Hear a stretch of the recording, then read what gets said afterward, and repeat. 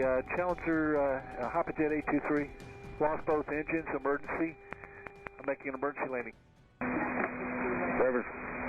Got the emergency clear to land runway 23. Is that Hopperjet 823? We're clear to land, but we're not going to make the runway. We've lost both engines. Tonight, 2 people are dead after a chartered plane that left the Ohio State University Airport this afternoon crashed on a Florida highway. Good evening, everyone. Thank you for joining us for NBC4 at 11. I'm Colleen Marshall. I'm Kerry Charles. That flight left the OSU airport at 1:02 this afternoon. It crashed along Interstate 75 just outside of Naples at 3:21. The plane was 2 miles from the airport when it went down. We're told 5 people were on board. NBC4's Kyle Beachy has been following this crash. He talked with airport authorities in Florida tonight.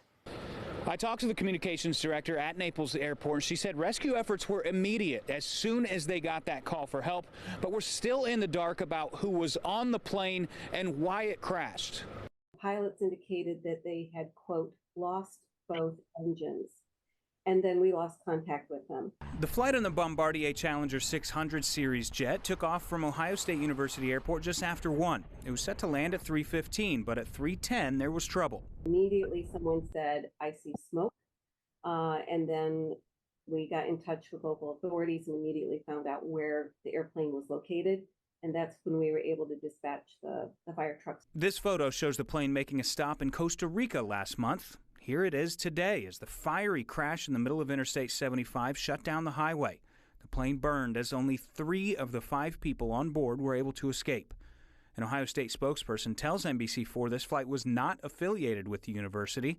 Longtime pilot and aviation attorney Ladd Sanger has experience with jets just like this one.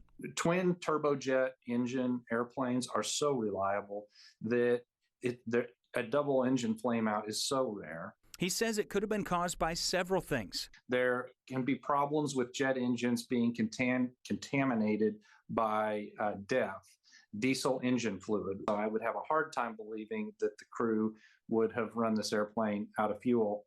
It has enough fuel that it can go across the ocean. Birds are a problem, and we're seeing a lot of bird strikes. Sanger said under the circumstances, there are no options that are good.